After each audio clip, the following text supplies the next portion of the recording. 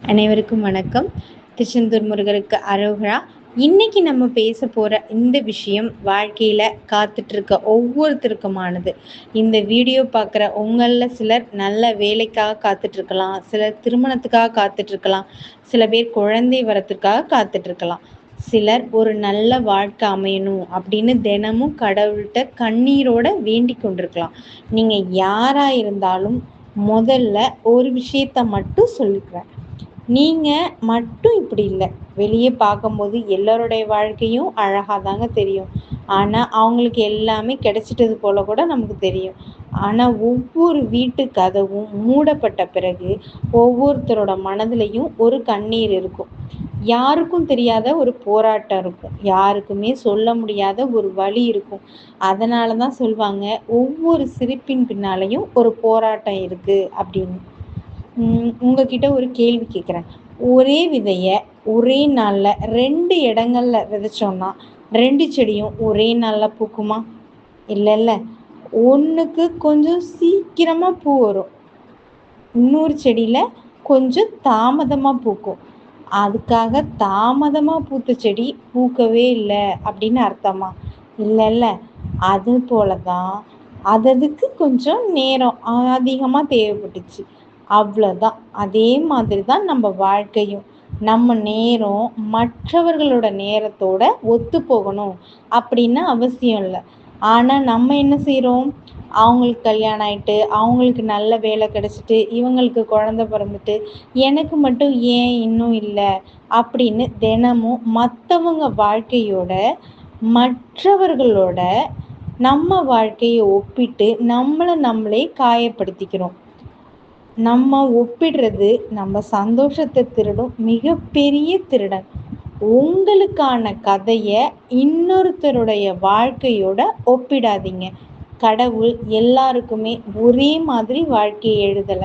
ஒவ்வொருத்தருக்கும் ஒவ்வொரு அத்தியாயம், ஒவ்வொருவருக்கும் ஒவ்வொரு சோதனை, ஒவ்வொருவருக்கும் ஒவ்வொரு முடிவு. சில நேரங்கள்ல நாமே கடவுள்கிட்ட கேட்குறோம். நான் யாருக்கும் எந்த கெடுதலும் நினைக்கலையே, நான் யாரையும் ஏமாத்தலையே, நான் நேர்மையா தானே இருக்கேன், அப்புறம் ஏன் எனக்கு மட்டும் இவ்வளோ தாமதம் அப்படின்னு. அந்த கேள்விக்கு யாராலையுமே பதில் சொல்ல முடியாது. ஆனா வாழ்க்கை ஒரு பதிலை மட்டும் கொடுக்கும். காத்திருக்கவங்களுக்கு சரியான நேரத்துல கிடைக்கிறது நிலைச்சிருக்கும். இன்னைக்கு கிடைக்கல அப்படிங்கிறதுக்காக நாளையும் கிடைக்காது அப்படின்னு அர்த்தம் இல்லை. இன்னைக்கு கதவு மூடப்பட்டிருக்கு அப்படிங்கிறதுக்காக வாழ்க்கையே முடிஞ்சு போயிட்டு அப்படின்னும் அர்த்தம் கிடையாது. இன்னைக்கு உங்களை யாருமே புரிஞ்சுக்கல அப்படிங்கிறதுக்காக நாளைக்கும் யாருமே புரிஞ்சுக்க மாட்டாங்க அப்படின்னு அர்த்தம் இல்லை. நீங்க காத்திருக்க இந்த நாட்கள் வீணா போறதில்ல. இந்த காத்திருப்பு தான் உங்களை வலிமையாக்குது. இந்த கண்ணீர் தான் உங்களுக்கு பொறுமையை கற்றுக் கொடுக்குது. இந்த வலி தான் நாளைக்கு இன்னொருத்தருக்கு ஆறுதலா பேசும் மனிதரா உங்களை மாத்த போகுது. அதனால காத்திருப்பதை வெறுக்காதீங்க. அது ஒரு பயிற்சியா பாருங்க. முருகப்பெருமானை நம்புற நீங்க ஒரு விஷயம் மட்டும் ஞாபகத்துல வச்சுக்கோங்க. நம்ம கோயிலுக்கு போறோம், மணி அடிக்கும், அர்ச்சனை செய்றோம், வேல்மாறல் படிக்கிறோம், திருப்புகழ் படிக்கிறோம். இவையெல்லாம் கடவுளை மாற்றுறதுக்காக இல்ல, நம்ம மனசை மாத்துறதுக்காக, நம்பிக்கை இழக்காம இருப்பதற்காக, மனசு உடையாம இருப்பதற்காக, இன்னும் கொஞ்சம் தைரியமா வாழ்றதுக்காக. அதனாலதான் பிரார்த்தனையை ஒருபோதும் நிறுத்தாதீங்க, முயற்சியையும் நிறுத்திடாதீங்க, நம்பிக்கையை விட்டுடாதீங்க.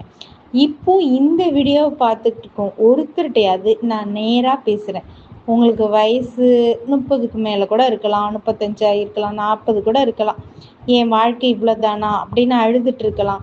தயவு செஞ்சு அந்த எண்ணத்தை இன்னையோட விட்டுடுங்க. உங்களுக்கான வாழ்க்கை இன்னும் எழுதப்பட்டுட்டு இருக்குங்க. உங்களோட ஆசீர்வாதம் வழியில வந்துட்டு இருக்கு. அது உங்க வீட்டு கதவை தட்டும் நாள் தூரத்துல இல்லை. ஆனா அது வர்ற வரைக்கும் நீங்க உடைஞ்சு போகக்கூடாது.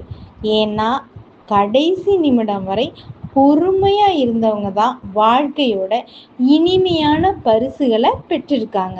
இந்த உலகத்துல தாமதமா மலர்ந்த பல பூக்கள் இருக்குங்க.